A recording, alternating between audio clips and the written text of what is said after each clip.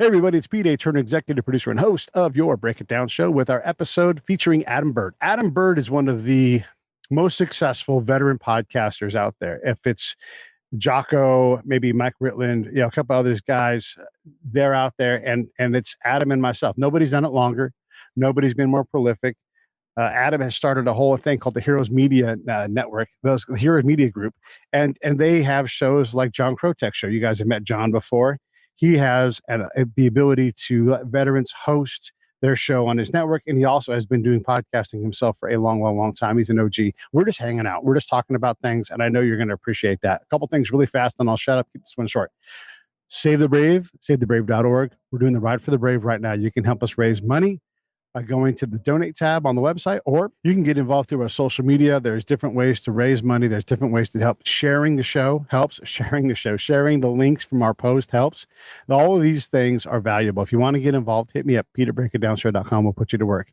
This is big work. We're trying to end veteran suicide. You can help us do that. So dig in. We're going to work hard. It's evidence when you watch us go across the country. It's not easy, right? If you've been across country, it's a lot of work, and we're self-supportive. So you guys can help us externally, and that will allow us to go out and raise some money and continue to fight this fight.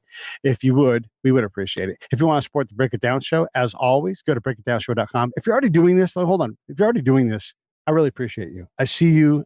And I should do a better job of saying thank you. So here I am right now. All of you who are already doing this, thank you. Whether I'm buying new equipment or I'm upgrading things or I'm paying for subscriptions, I promise this money is going into the show. I'm not driving around in a Rolls Royce. I bought some new shoes the other day. I had to save up to do it. I don't make a lot of money. So your guys' support goes a long way to lighten the load and enable me to get out of the tent and get on the road and go do things that nobody else can do. Go to breakitdownshow.com. Go to the PayPal link, put a little donation in there each month, a little subscription, $10, $15, $25, $100. Hell, you can do $200 if you want to. Whatever it is, I will put that money to work, and I will absolutely be cranking and getting on the road and doing things to make the show even bigger, even better than ever before. All right, that's that. I appreciate you guys. Thank you all so much. Enjoy this chat between Adam Bird and I. Lions Rock Productions. This is Jay Moore. This is Greg Proops. This is Jordan Harbinger. This is Dexter from The Offspring. This is Nathan This East. is Sebastian Younger. This is Rick Marotta. This is Stuart Copeland. This is Mick Gillette. This is Andy Summers. Hey, this is Skunk Baxter. This is Gabby Reese. This is Rob Bell. Hey, this is John Leon Guerrero. Hey, and this is Pete A. Turner. This is Adam Bird, and you're watching The Break It Down Show. And now, The Break It Down Show with John Leon Guerrero and Pete A. Turner. Hey, man, thanks for coming on. These things often take longer than we want. I'm always thinking about the editorial decisions. And as long as people are talking to me about who I'm having on or who I should or shouldn't have on, I know that I'm having a conversation that's bigger than just what I'm doing editorially. Right. So for those, you guys should just look up Adam Bird. Go to Heroes Media Group and look all that stuff up. I'm not going to get into a lot of his background because Adam's been on 100 podcasts, but he's a fellow veteran podcast. And I would say at the very top of Podcast Mountain for veterans, it's us, Jocko, and God bless guys like Mike Ritland and those kind of the guys. But they're not in the chalet where we are. They're just not, So everybody should know Adam is a very well accomplished podcaster in the veteran space. But let's go back to the editorial decision thing. How do you process that? What do you do to manage and make sure you're making good editorial decisions for your show? Pray. Oh my God. It's an art form, right?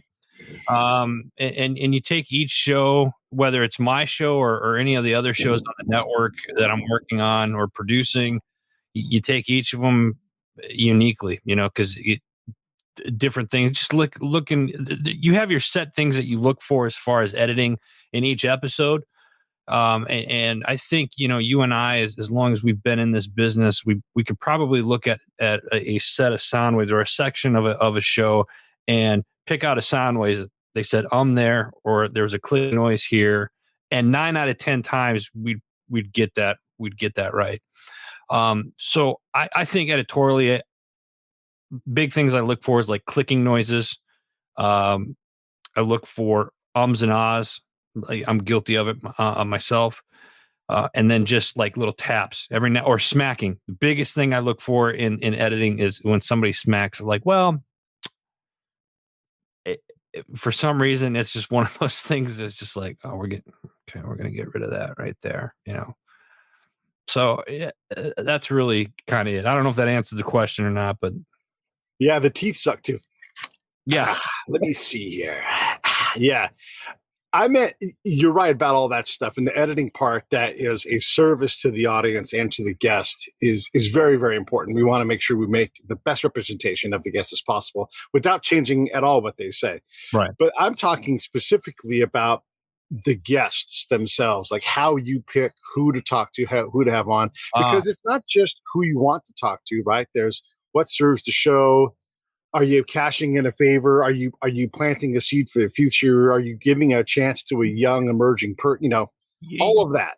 I'm with my particular show, right, that I'm doing right now or have been doing the last couple of years. I'm a firm believer that you can learn from everybody, right? So if they have an interesting story, I'll interview them. If I think I can get at least 20, 30 minutes of conversation with them and not like, one word answers with them.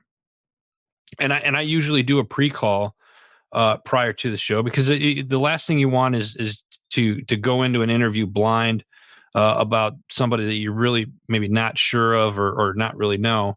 And you ask a question, they're like, yes. All right, you want to elaborate on that for me a little bit? Or you know what I mean? It's like I don't mind working, but don't make me work that hard. Yeah, please. I don't want to drag. I'm a firm believer. Like when I'm looking for somebody to come on the show, I'm looking for kind of like the 90, what I call the 90-10 rule, right? If you're in sales, it's like 80-20, where I'm listening 80 to 90% of the time and maybe talking 10% of the time. And when I do talk, I'm guiding you in the direction to where I want you to go. Yeah. Which is ultimately talking about your story. And so the listeners of the show can learn from your experiences. You've interviewed, Jesus, how many episodes have you done? Would you say? Do you have a number across all of your different shows and everything else?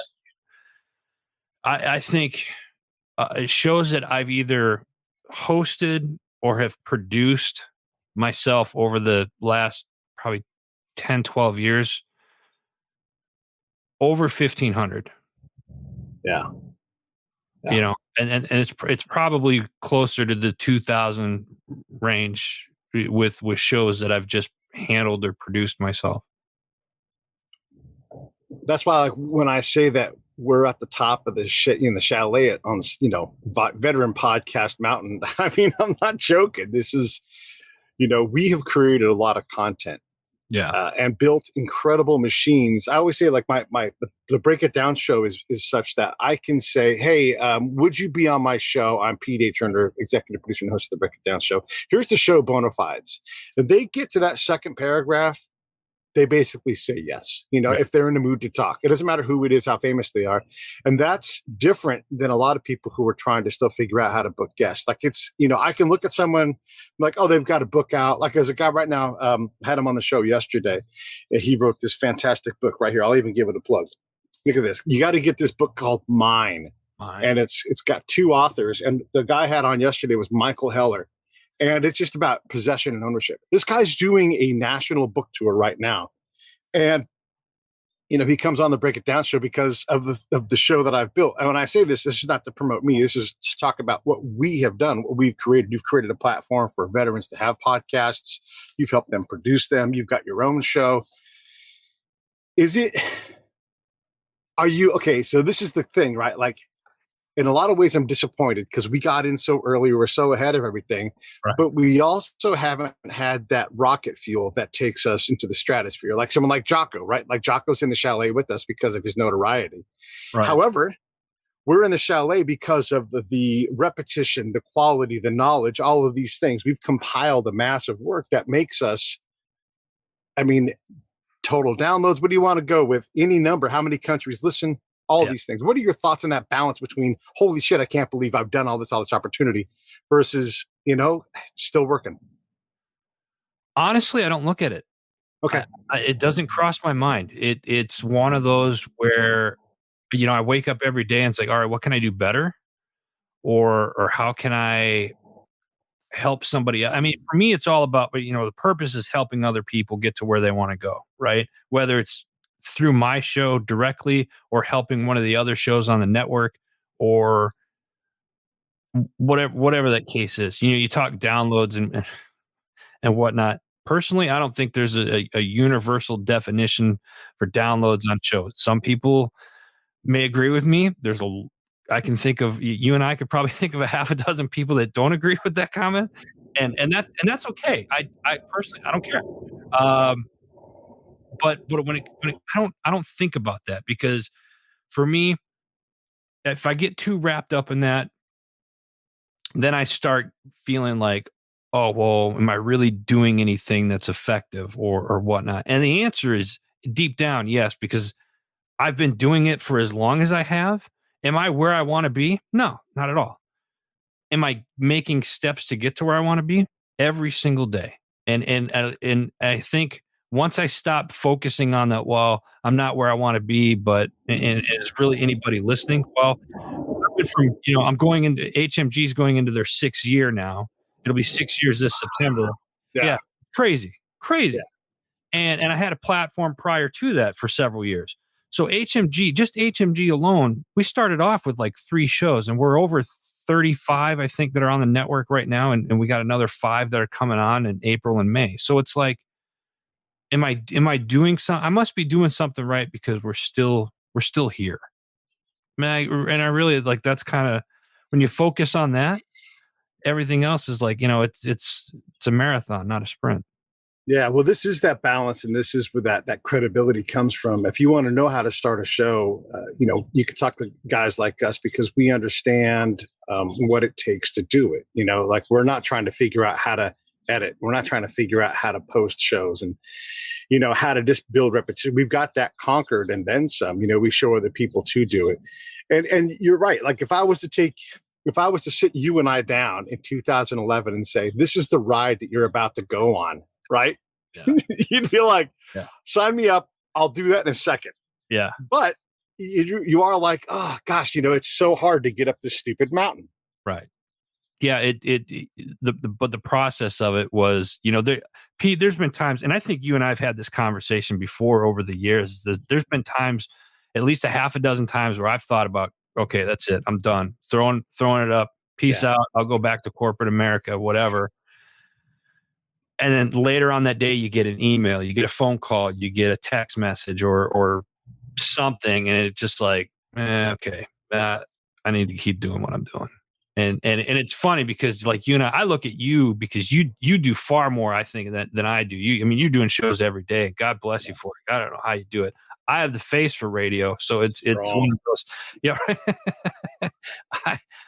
Doing this on the video and stuff, I just started really kind of doing some type of video stuff just within the last 6 months, because I was, I'll say that I was shy. Most people will laugh when they hear that, but yeah.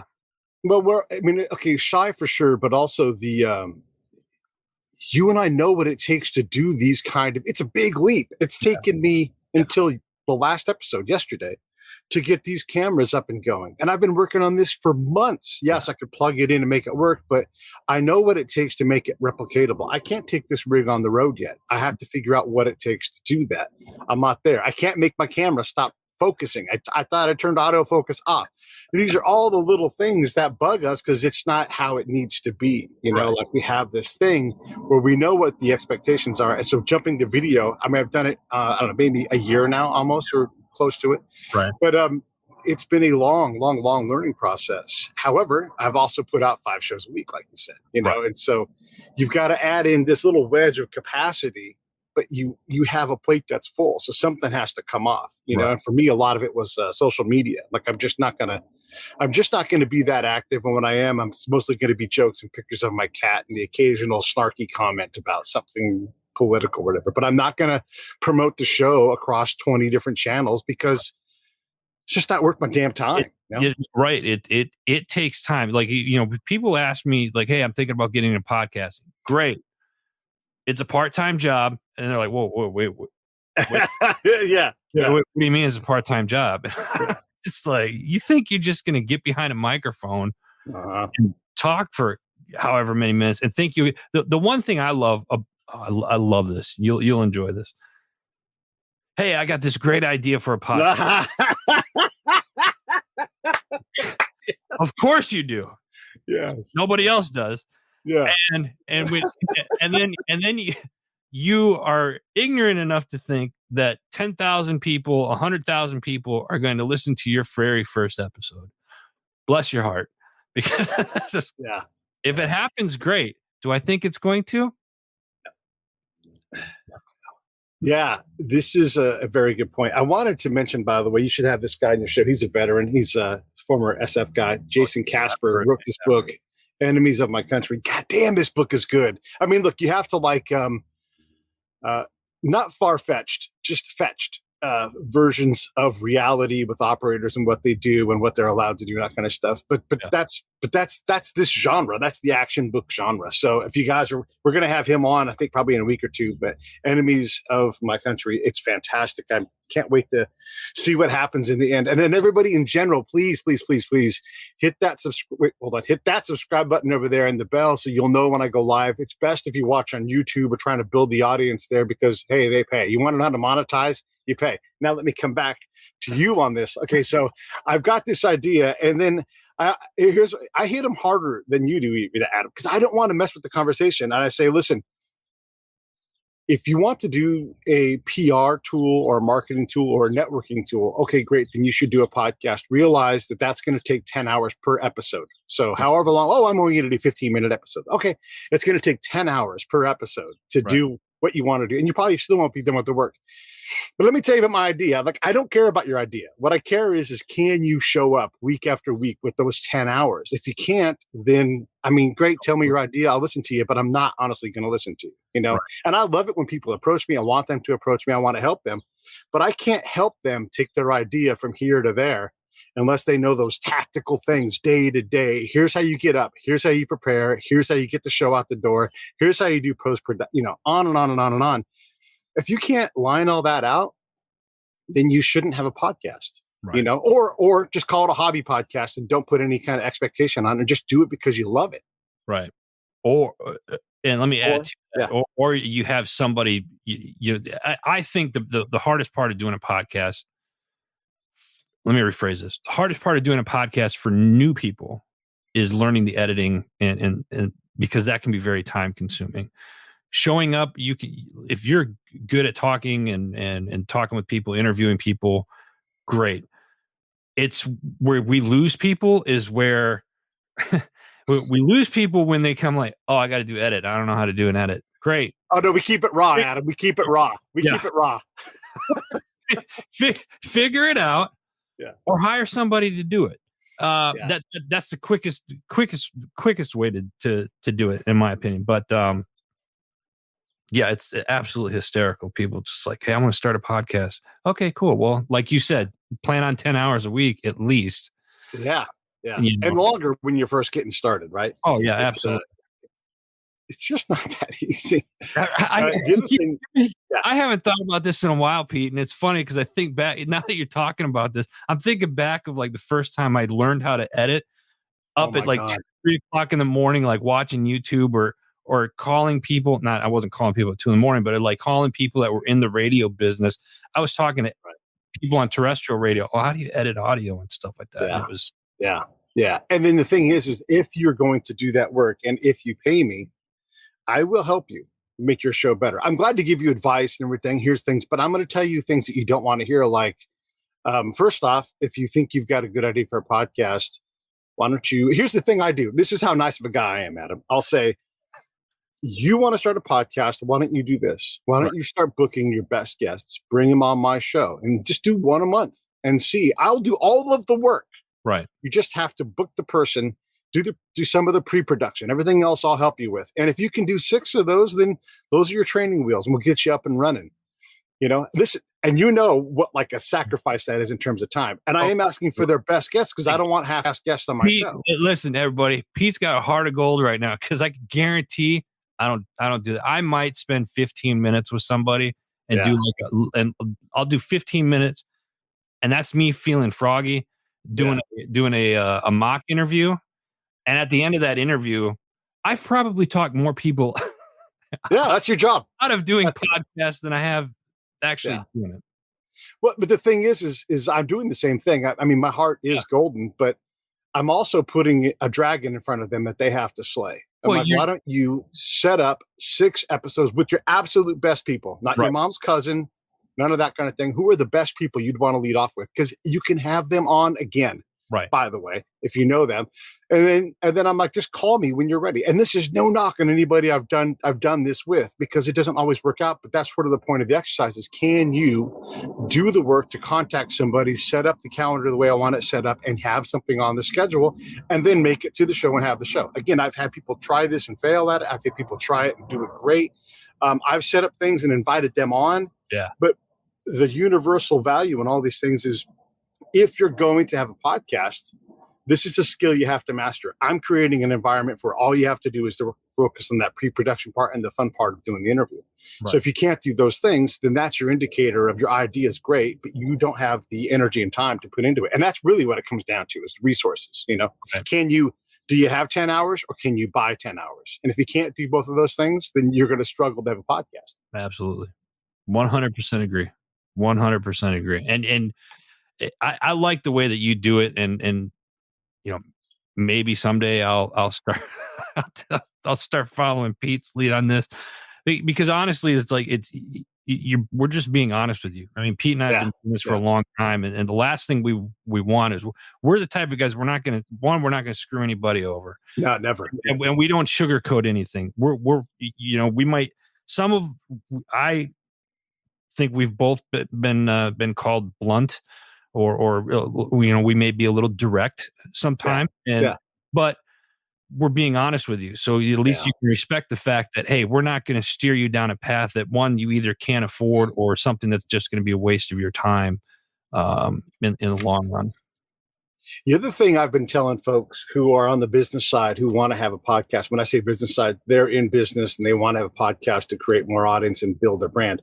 And again, I remind them, this is an entire new business you're starting. However, if you want to do it, why don't you instead go find a podcast that best represents who you are and what you want to do, and just sponsor them. They've done the work, just go, look, I want to work with you. I'm going to give you whatever, $1,000 a month. Right. Which, by the way, is a bargain if you consider how much work goes into a podcast 4 times, 5 times a month. And just say, I want to make sure you survive. I want access to the show, and I want to be able to bring some guests on occasionally. I don't have to be there, but I want to be able to sponsor this thing and be a big, proud part of your voice. If you are in the business of looking for things like a podcast, and you don't look around to see who you can employ already as a podcast, you're crazy. You're crazy to start your own podcast. Yeah. Go find someone who's better at this, learned all the lessons, has all the gear, has figured it out, and go put them to work for you. Yeah. Yeah, especially people that got large audience, whether you have a large audience or not, or you have an audience that's just very interactive. Yeah. No sense of, I don't want to sound cliches, of recreating the wheel, but if you like you said, if you have a business and you want, we need a podcast, how about you sponsor somebody and do that for a year? I'd even challenge you to do it for a year. And then after that year, if you feel like you still need a podcast on your own, well, maybe look into that then, or branch out. But yeah. And if you're looking for sponsors, you got 2 guys right here. We'll be more. No, I was kidding. Well, you think about this: if you're going to pay $1,000 a month to someone to sponsor their show, and I think you could get sponsorship slots on most shows for $1,000 a month. Right. And I'm not talking about some little tiny show, a show that's there. One, you get to bring your network into something that's powerful and it's already set up. That is already an enormous value. But 2, you're paying for, I don't know, let's call it $12,000 for 50 plus hours or 50 plus episodes worth of stuff, which you can then crack into smaller products and just have your name all over it. Right. For $12,000. Yeah, I don't know, but I think if you're a business that actually has product too, whether it's, Right. I'll use my other company, HMG Beverage, shameless plug. Like if you got a coffee or you have tea or you have, whatever the case, t-shirts, hats, or any type of product that you could do like a giveaway with or something like it, whether it's a giveaway or one thing I like, obviously I don't have this set up right here, but when doing video, having product placement in the videos and stuff like that. When you're sponsoring a show that can do product placement, whether it's a cup or a bag or a flag or whatever the case is, that's volumes. And for $1,000 a month, that's $12,000 for the year and 50 plus shows. You're getting a ton of exposure that you normally would not get. And what I like about it is knowing that I'm driving traffic to a business that I not only believes in me, but that a product that I believe in. Let me ask you this, Pete, because I'm sure you've gone through this over the years. Have you ever turned a client away that wanted to sponsor your show? Yeah. I mean, if it's not my thing, I won't do it. There's a couple of, I don't have any right here in front of me. Oh, yeah, I do. This isn't a sponsorship. This is more of an ambassadorship, but Lloyd's of Leadville, which is a CBD cream kind of product. I rub that on my knuckles and stuff, but I use it every day. Like right here, I'm actually surprised. Oh, that's because I traveled with it. But I'll be rubbing this on my different joints while I'm here, because all these things, they hurt my back. I'll rub it on my back while I'm sitting here and doing this, because I use Lloyd's of Leadville CBD products, So I'll say yes if I believe in it. I'll say yes if I think there's a potential there where, like, okay, you're fledgling, but you have a budget. I'm not going to say no to that just on the surface if it's something I kind of see. But I've had people offer me money to do things, and I'm like, Here's my biggest problem, Adam. If you're going to come to me and approach me and pitch me to pay you for a service or to gain access to my show, you'd better know what my show is about. Right. If you're just cold pitching me and then that's it, and like you come in and you make the ask up front, it ain't going to happen. And I have no problem directly communicating to you, hey, listen, unless you know my show, we're not going to have a conversation. Go back. I love the ones where you get like, hey, I got this great product for your listeners. They'll love it. And it's like, all right, well, cool. What's it about? And it's like, underwater basket weaving. Well, what the heck? Yeah. That has nothing to do with my show or anything like that. Yeah. These are the challenges of podcasting, and maybe this stuff is boring to a lot of folks, but I think it's interesting, and I think it's helpful to someone who's on the fence about this, or I've got a podcast and I'm struggling. Well, then hire me to help you look at your podcast and say, here are 15 things you can do, but let's start with the top 3. Here are the areas where you can make it work better.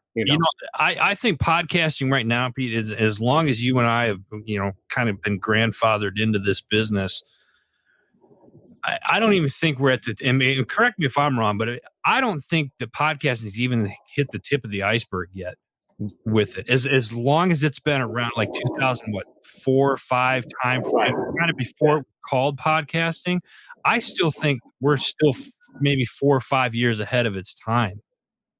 Yeah, I totally agree. We've got the ads running nonstop from Spotify about the Obama and Boss podcast, and that's adorable. They've got a podcast, they've got an audience, and people will probably listen to it and everything else. So now we've got this celebrity and big. Remember when you couldn't get a big media company to even talk to you about podcasting? Yeah.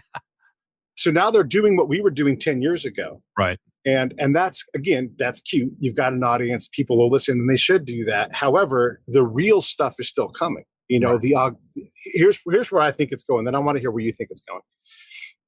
I can see all the big content, Star Wars, whatever TV show, I'll say Lost because it's not really around anymore. That way we don't make anybody mad. All of the extra content that can be created off of that, whether it's behind the scenes or it's side stories, all of that stuff can be housed inside of podcasts. And because there's not enough content, you can't continue to just make large scale TV shows. I mean, because how many streaming platforms are there? So taking this smaller scale production cost challenge and putting it to work to amplify and give your audience more of what they want. Like I'm bananas for All Creatures Great and Small. They just started it up again, and I watch it on BBC, and there's like 7 episodes in a season, and I'm desperate for more of it. I miss it.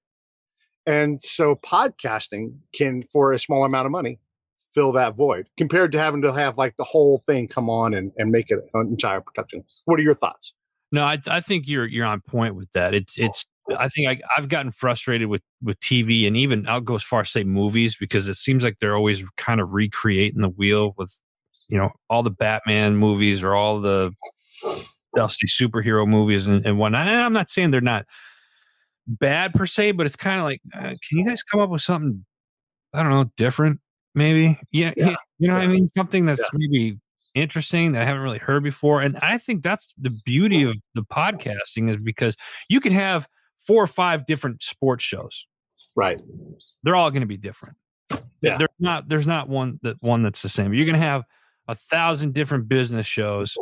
They're all going to be different in their own right. And I think that's what's really cool about being in this business, is that we're very unique in it. Even though there's what, several thousand podcasts that start every day or every month or whatever it is. Most of them don't get past episode 5 before they just vanish. And those are the ones that Pete and I were talking about before. We're like, hey, I got this great idea of a podcast. 5 episodes later, they're like, I'm not doing this anymore. So I just like the idea. I like the idea of where we're at right now. Where do I think it's going? I think it's only going to get better. I think, look at the technology. We're on what we're on right now. We didn't have this 10, 12 years ago when we first started. That's right. What was it? I think it was Google Hangouts when they owned YouTube, and that was still tied together at that time. I mean, that's how long ago that was. It's so true. Yeah. So it's crazy to see, because now everybody's like, oh, we have these podcast services and we have this and we have that. And there's so many things that are just kind of blossoming, and it's great for the business. But we're not even close to like. Well, you look at the functionality of StreamYard, which we're using right now. That's this program right here.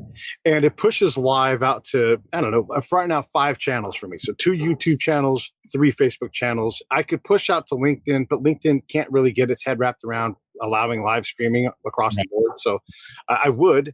For whatever reason, I can't put, and these are the areas where they can improve instantly. I can't push to Instagram live, although I can push to Facebook. So and there's a workaround, but I'm not going to figure that shit out. Like, I'm paying you a lot of money, figure that shit out.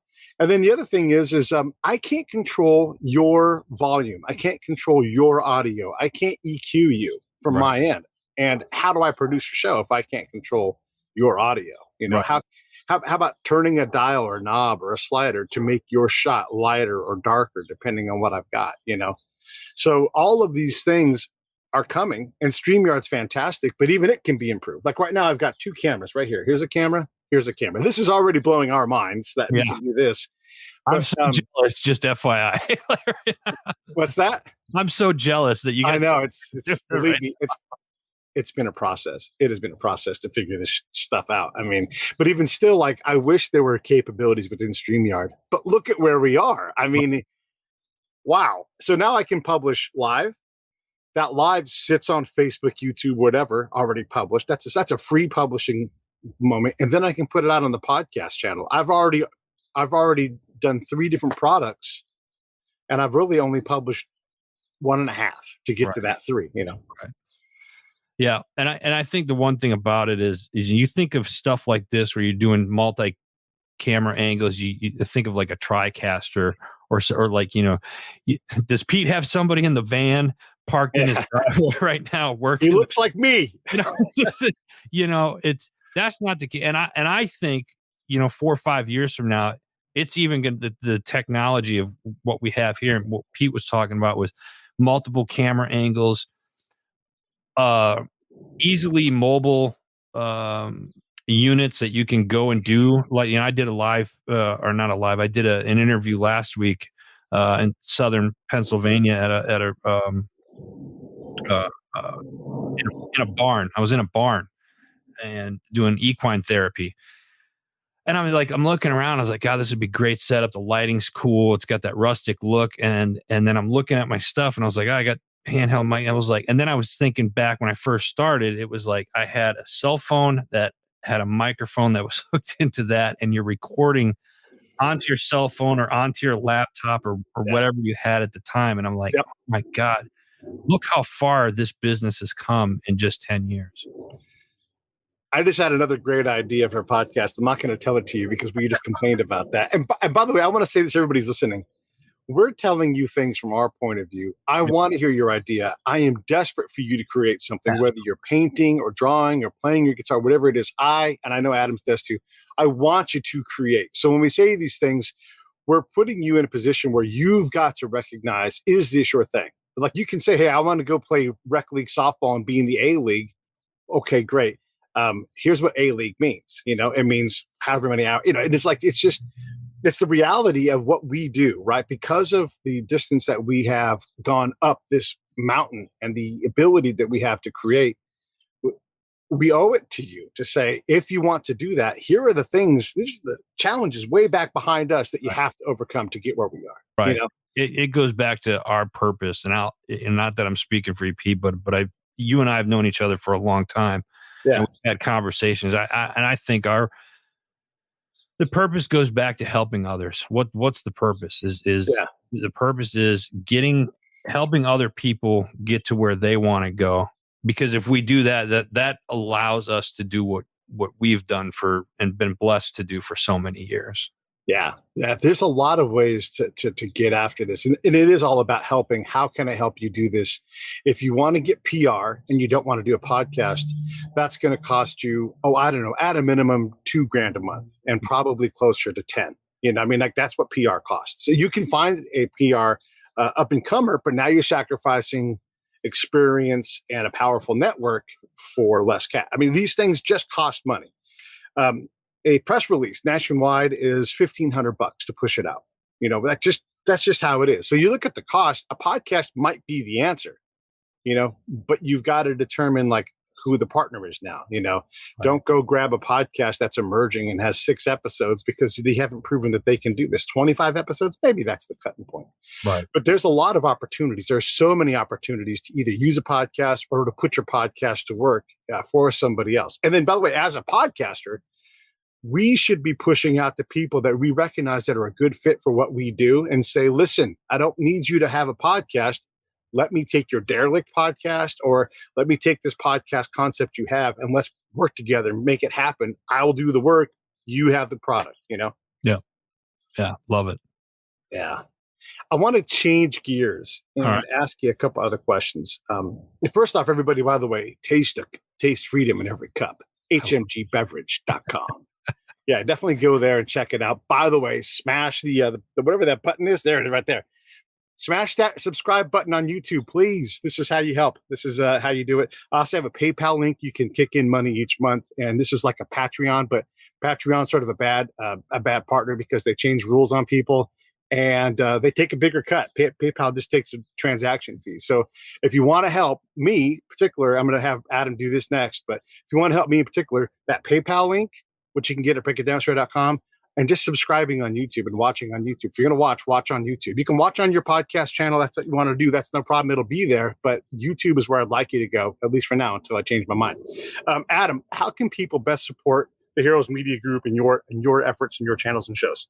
Man, just follow us on social media. We're on all the platforms at Heroes Media GRP. And then check out the website, heroesmediagroup.com. If you have content that you want to put out, you've written a story, or you're looking to potentially do a show or need to be a guest on a show, by all means, we're open to the idea of it. Just reach out to us. I got to say something else on our behalf because we're a couple of good dudes. If you have an idea and you're like, man, these guys are speaking a lot of truth and you want us to help you, I'm going to bend over backwards to give you a great deal. I'm like, I shouldn't do this. I cannot help myself. And I'm positive Adam's the same way of like, you know what? If you want to do this, here's a number that I'll hate doing it for, but I really want to see you create. That's how bad I am at this business. I'm so desperate to help someone. I feel so bad if I don't, if you can take that truth, like when I'm like, I don't care about your idea, because guess what? Nobody cares about your idea, right? You have to get over that hurdle. And if you still want to do it, then good. Cut a check for this amount of money for the whatever work it is, and I'll help you. I will help you. I'm desperate to do it, and I will give you a discount every single time. I'll tell you what it should cost, and then it's going to be, I don't know, half of that probably. So anyhow, Yeah. Adam. No, I'm laughing because it's like, there's been mornings where I've woken up, I was like, how am I still in business? You know what I mean? It's like, you charge really, and again, I've said this on I've mentioned the word purpose several times on this show, and it's really, that's what it's about. It's not, is the money nice? Yeah, absolutely. Especially when the bills come around, but it's not about the money. If I keep my focus on the purpose, the money will always follow. And I think that's why Pete and I have been doing this for so long, because guys like Pete and I that have been doing this, we legitimately want to help other people get to where they want to go. And which is why we're still doing what we're able to do, is because we've put the purpose first.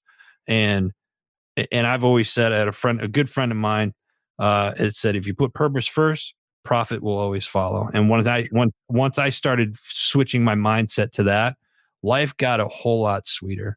And it wasn't like, oh, the money just started pouring in. That wasn't it. I just found more satisfaction in life, not worrying about chasing a dollar and just focusing on helping other people. And life was more fulfilling.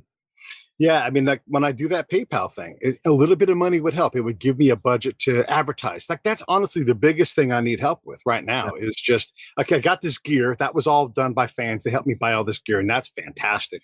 But also, like, there's the algorithm you're always trying to fight and beat. And one of the best ways to beat it is by having an ad budget, and it's just like, okay, I'm already doing all this work. Can you guys kick in $5 or $10, 20? Would you buy me a sandwich every month? Okay, great. I'm going to put that money right back into the show. Right. So the thing that you love, the guy that you love, you're going to invest in, and I'm going to put that right where I know where it needs to go. I know. And that's why it's so great to be able to build a fan base that appreciates what you do, and that are so, I know this is going to resonate with you. I have met the best people ever through the podcast. I mean, it's blown me away over and over again. And it is relentless. So many incredible people where I'm like, I don't even have time to spend enough time with all these people, and I'm desperate to do it because I love them. Yeah. Yeah. No, pre-COVID or pre-apocalypse, Sure. whatever you want to call it, going to events. I was big on, we had several sports shows, and we were huge on going to sporting events and whatnot. And we had people come up to us. I had no idea who these people were. Hey, aren't you so-and-so? Who wants, I'm thinking like, it's like a bill collector, like tracking me down or something. Oh yeah, we've listened to your shows, or we've done this and that. And I was like, oh, cool. Hey, welcome. And that's yeah, it's one of the coolest things, is just meeting people for the first time that have watched, listened, or wanted to be a part of, heard about it, and they come up and shake your hand, or they want I've had people literally, it's like, hey, can I get a picture with you? Yeah. I guess, sure. Yeah. It's just weird, but at the same time, it's like, all right, that was kind of cool. Yeah. I was walking through the airport one time, and I always wear a Break It Down show shirt because I'm not going to rep somebody else's brand unless they're very good friends of mine. And so I'm walking through with one of my shirts on, and someone points at me and goes, da-da-da, which is my musical signature. And I'm like, no shit. He didn't know who I was. It was his podcast only era, right? So he didn't know me. He just knew I had the shirt on, and he recognized the logo. And I was like, holy shit. How did that just happen? That's cool. That's cool. Love it. There's a couple things that are kind of weird. So you and I are very, very, very successful in this business. And you're so right. When you get better at recognizing all of the value of what you do, I mean, we're raising money for charity for SaveTheBrave.com like crazy, in part through the show. The next thing we're going to do at 2:00 is we're going to have a comedian on as we try to get the Save the Brave and Bastards Canteen comedy room going. And COVID slowed that down by about a year. But we've been working on building this thing, so there's all these areas where you're partnering with people, and there's all kinds of storytelling stuff that, I'm learning how to get involved in those things. And there are so many things that don't involve direct money into my pocket, but have so much value. And this is one of the things too. So yeah, PR machine, networking machine, marketing machine, but also opportunity machine. Good grief. And it takes time to get after money. Can I go sell ads for $25 a show? Sure. But why am I doing that? I mean, that's not enough money for me to go out and make 25 cold calls. I'd rather get on bigger things. Does that make sense? Absolutely. 100%. There was a time where I was making enough money on the show where it was paying my mortgage. Right. And then I took a break from it. So when I took that break, naturally, I told those sponsors, like, hey, I'm taking a break from the show for a while. Don't worry about it. And then when I came back on, I didn't monetize it. And I'm not with my show. And this is, I'm throwing myself under the bus right now, but whatever. I'm not consistent enough. One of my biggest pet peeves with shows is consistency. And I say that I'm saying it probably more for myself right now. And it's because I'm on Pete's show that I need to get more consistent, but it's that consistency. And there's just so many, I don't even know what to say. There's just so many things with this. And let me say this real quick, Pete. Thanks for having me on, man. This has been Sure. But the consistency thing, I can say this to you at your level, that's hard. And there's something in the desire that's missing for you, right? I don't know if it's so much the desire for me to do the show as it is that I'm wanting to continue to grow the network, adding more shows, and then helping those shows succeed. Do you know what I mean? But with that, there's the kind of a fine line there, though, because if I'm not doing a show, then how can I kind of help or teach others and kind of practice what I preach, so to speak, if that makes sense? So I have to be doing shows in some form or fashion, whether it's for the network or my own personal show, the Decision Hour, or whatever. I got to get back into doing a weekly show at a bare minimum, at least a weekly show. Yeah.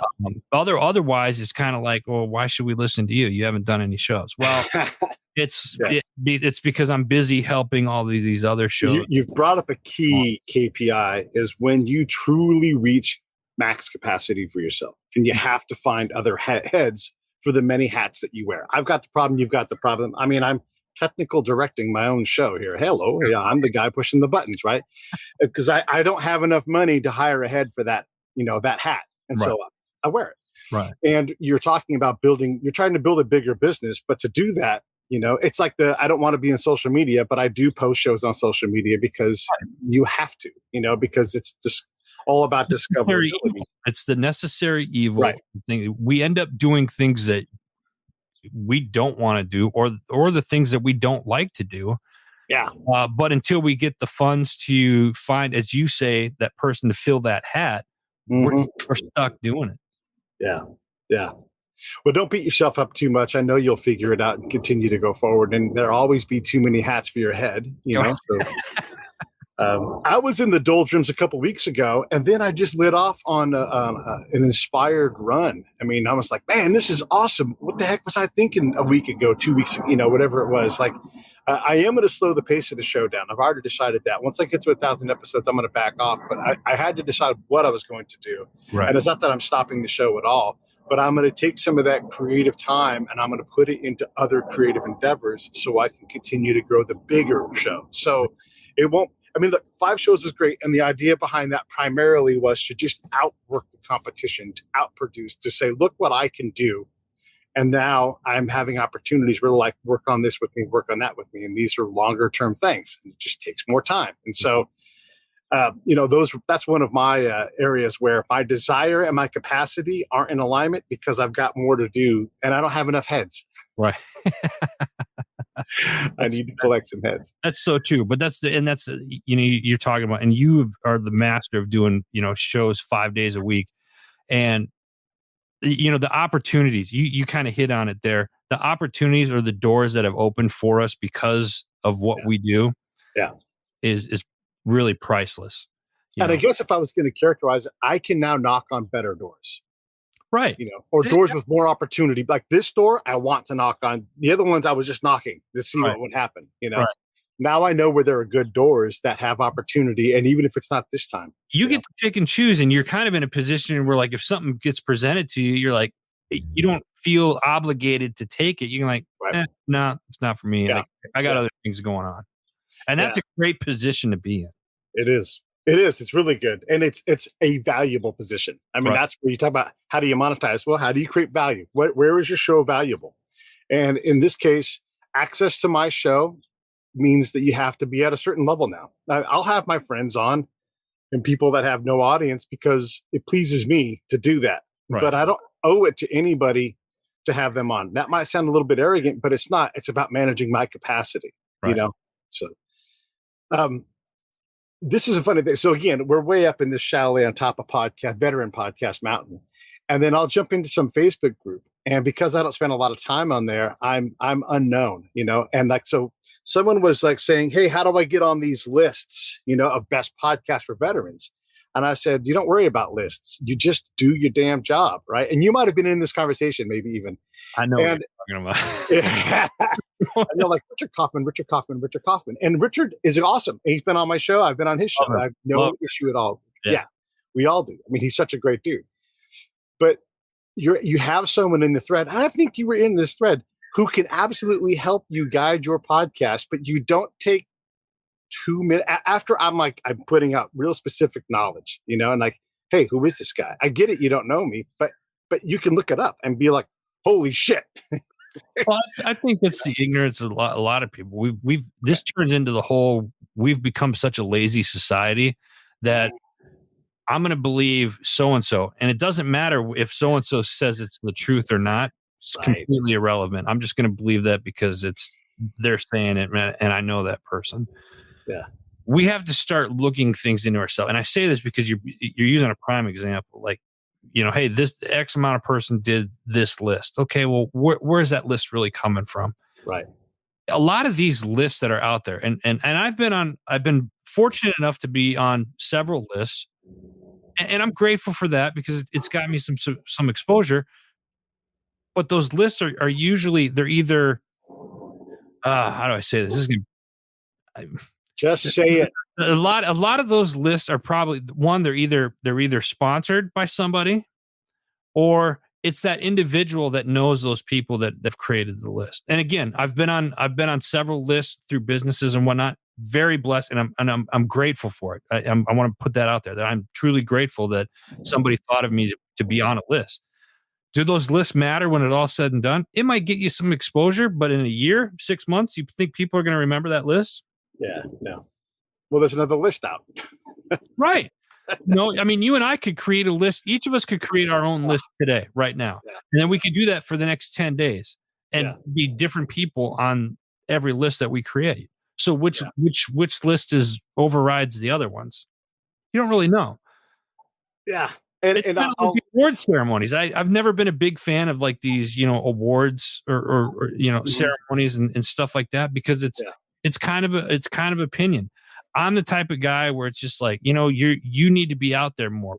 This was something you love. This somebody told me yesterday, hey, you really should, you know, for somebody that owns a network and whatnot, you really need to be out and pushing yourself more. Okay, great. That's your opinion. Yeah. And you're entitled to that. Yeah. I'm busy with my nose to the ground, grinding. Yes. That's me. I don't need the attention. Doesn't have to be on me. But again, that's just my opinion. I get a lot of advice where it involves me doing more work. Here's what you need to do. Okay. Oh, is that what I need to do? I don't, you know, and there's a lot of good advice. I don't have enough work to do as it is already. And you're telling me I need to do more. You need to send out more one sheets. I do? Yeah. Okay. Yeah. Do you want to do it? Oh, no. Oh, okay. Well, then just put $20 in the PayPal account and leave me alone. No, I mean, I don't want to be unfair to anybody. I always appreciate people's advice, especially if it comes from someone who knows a thing or two. And a lot of that stuff does make it into the show. Like I really go, oh, you know what? I should do that. I've redone the entire website a couple of times because someone's like, it's out of date. You need to go do it. And I probably need to do that now. Give myself some advice. But the amount of work that I've given by people who don't know what it takes to win in this business is incredible. And the amount of people that won't talk to me who are in this business, who I could help, who they can help me, is also incredible. Like it's very closed off and very incestuous, you know.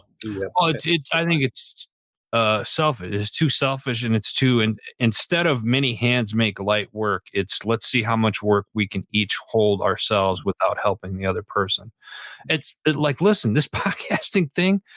I used to be that guy. I used to be like, oh, I got to, keep I can't have a circle. I just got to be by myself. When you open up and you allow other people into your life to help you, holy crap, you would and then you start cross promoting shows and networks, and then, hey, this would be a good guest. Hey, I got a guest for you, Pete. Blah blah blah. And you and I have done that. We've bounced people back and forth over the last couple of years, and it's just like it makes life so much easier. It's a big playground, folks, and you're just in a small section of it. There's enough room for everybody to play, so everybody just kind of calm down and let's work together. And if you do that, the world would be a lot better place. I want to go back to lists temporarily and go back into these things while they're a little bit silly too. And again, this is not shade on anybody. It's all shine for me. But when you look at the lists, so I get introduced to someone that's got a list. Hey, this guy's got a list. Okay, well, I'll send an email, and I send the email to the guy. Don't really get a professional response, like in terms of a timely fashion, but that's fine. Whatever. Like, we're just getting introduced. Doesn't know me. I don't know him. And then I'm like, hey, I filled the form out, submitting my show, no money involved. So I filled the form out, and then he finally hooks up and he's like, hey, our list is for veteran shows. And I was like, I pulled the Paul McCartney on him. How much more veteran do you got to get? I am a veteran. I've had more veterans on than some people have entire episodes ever. Just because I have people who are non-veterans on the show doesn't make my show I mean, I am the one doing the work. What's non-veteran about this? But and the point is not to hit this person, because I hit them with that. I'm like, what's not veteran about the show? And if they decide we have on their list, great. I would be honored, and it would be wonderful. But this is what these lists are. Like, people who don't know people. He hadn't looked my show up. He didn't say, wow, here's the thing. He doesn't know what a veteran show is if he can't include my show, or maybe he does, but he got to be able to communicate it clearly. So here's someone who's got a list, and if I'm on it, great. But if not, it's not the end of the world. If I'm not on his list, if I'm not his criteria, I'm not his criteria. But don't dismiss me as not being a veteran show without doing some homework, Right. Yeah. And again, I retract to my other statement about we've become a lazy society, and people just don't want to look stuff up. If I make a list, great. If I don't, guess what I'm going to be doing tomorrow? Same thing I was doing today, grinding, working hard on the things that are important to you. Yeah. And again, I bring that example up just to kind of illustrate, like, lists can be a bit silly. And if you're worried about it, it's awesome. It definitely picks you up, and you get picked by somebody for doing a good job. But understand that there are too many shows for everybody to be on a list. And so, like, I don't think I've ever been on a list that I know of. Not the end of the world. I'm fine. I've also had an incredible list of people that are all Hall of Famers, or that are all, whatever, right? There's plenty of things you can do. It's one of those, somebody asked me, like, well, who is Adam Bird? And I was kind of at a point where I was just having one of those days, like, just, I was being an ass, quite frankly. That's what I was doing. So my response was, I'm the most famous person you've never heard of. that was, that's arrogant. Yeah, probably.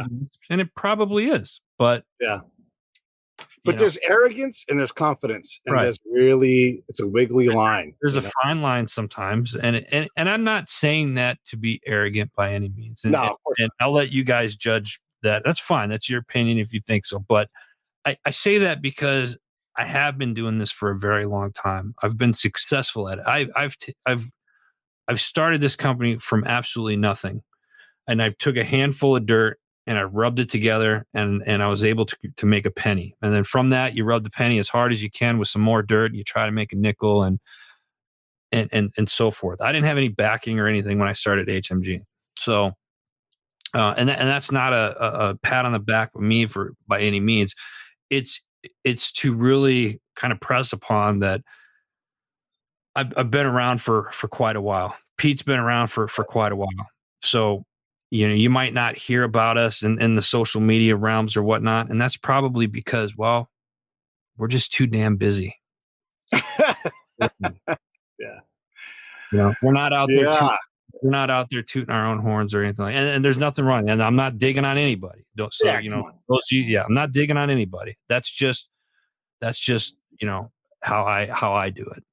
So yeah, I mean, I know enough from doing this that I don't know enough things about enough things, and there's always more stuff to do. And I'm very fortunate to be here, but I'm also here because of the hard work that you've done, that I've done. I mean, if you're prepared to spend, again, 10,000 hours, no problem. That's how hard it is to get to where we are. If you're prepared to do that, then you're going to reap enormous benefits, but you have to pick something that you're willing to put 10,000 hours in. You know what, Pete, here's another way of looking at this. Between you and I, and as long as you and I have been doing this, how many shows could we probably, and it would take us all day, I bet, to sit here and think about all the shows that are no longer doing shows that we've seen come and go over the years. Yeah. No, it's 100% here, So that's why I kind of said Mike Ritland, like, I want to say his name because he's notable, but he's not in the chalet with us. Like, if he is, we're in the champagne room, and we're hanging out with Jocko. And I'm sure there's someone I'm forgetting. And there was some wonderful veteran content out there. Right. But to get the gold jacket, you've got to hit certain things. And we've hit a lot of those marks. A lot of them. Yeah. People always ask me, who's your favorite guest? And it's like, come on, there are too many. Let me think of one right now. First off, I can only think of so many at a moment because there's been 1,000. But what if you picked up? How is your philosophy evolved because of the show and because of your network and everything else? As far as my philosophy, as far as like guests on shows, no, just in general, like you've gleaned things from guests. You've had incredible people who've done insane things and thought through, and they've given you their best words to describe their incredible thing. And from that, you learn new things and you become a different Adam than you were 10 years ago. So how has your outlook on life changed because of the podcast? I think it keeps things into perspective. I think hearing a lot of people, you might have those days. A lot of us were human, right? So we're all human, but I mean, we get that point where you might have a day and you hear the guest come on, and you're like, man, I'm not the only one. Or I like those types of stories where he's just like, I'm not the only one, or holy crap, that person's come through all of this and they're still pushing forward. What do I have to complain about? Do you know what I mean? I think those are just phenomenal stories. And I love hearing about those because they're motivating and they're very inspirational. Yeah. It's one of the things that, again, we get to sample because there are so many people that have come through impossible gauntlets. And I'm thinking about this guy, Jason, who was a cop in Phoenix, who had 5th degree burns and survived. 5th degree means that like bone has burned, right? And that's horrible. They thought he was dead. They thought they were pulling a dead dude out who smelled like charcoal when they pulled him out of his cop car. And he made it. So when we look around at all these problems, whatever the side of the Pepe Le Pew thing you're on, you're not on fucking fire in your cop car at work. Right. So chill the fuck out. Right. Find what you need to do and get back to work. Because if you make your world a better place, and if your world is a great place, and I always say this about charity, then you need to be doing charity. And charity is not supposed to be easy. It's supposed to be hard. These are hard problems to solve. So get your house in order. Start to help someone else, because it's not every boat rides with the tide, because that means that every boat sinks with the tide. Right. It's many hands make light work. And if we all work on these things together and we just focus on truly helping one another, you've heard us mock a lot of things that come to us because these are people that aren't ready.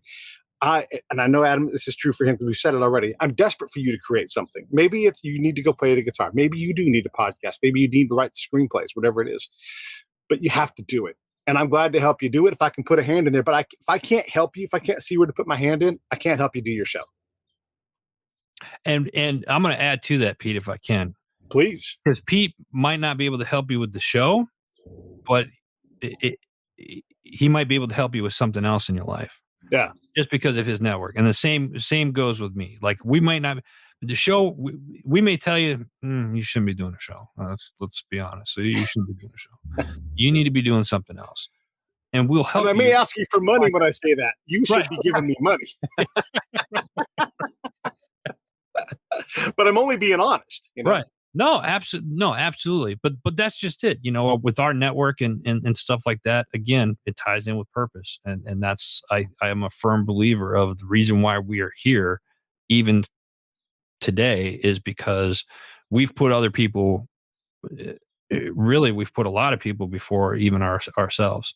And that's okay. We you know, if we weren't okay with it, we wouldn't be doing what we love to do. Can I say, well, do you have like 5 more minutes? Yeah. Okay. But one of the other things too, I think it's important for all of us to realize, and I've learned this through the show, is one, don't assume no is the answer from someone, no matter how famous they are. Oh yeah. So many times people have said, it's funny, you should ask. And then whatever it was I asked for, I just asked. And so they said yes. The other thing is if someone asks you for an introduction, give them the introduction. And if you're uncomfortable giving them the introduction, because there are times when I do filter it through me, it's because there's some element of trust that's missing. Work on that. Understand who that person is and give them the introduction, you know? And if you're not willing to, say, I can't. I don't know them well enough. I don't know how to bridge that gap.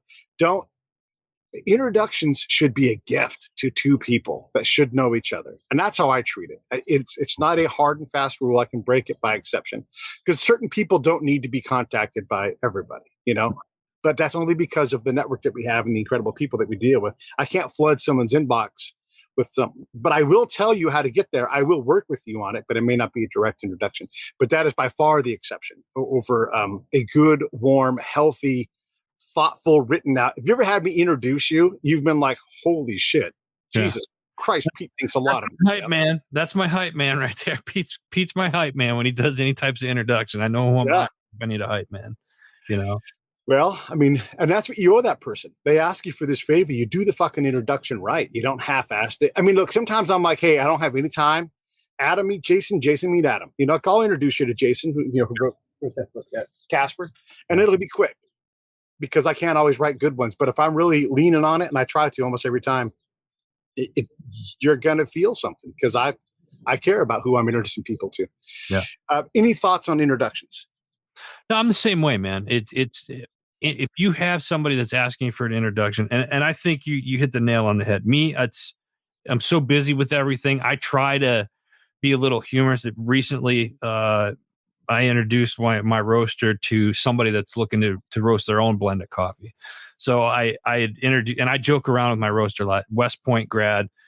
So I said, don't hold it against him because he's a West Point grad. So you might have to give him some direction on land nav and stuff like that. But I said, and he likes long walks in the dark, in the woods by himself. Not weird at all.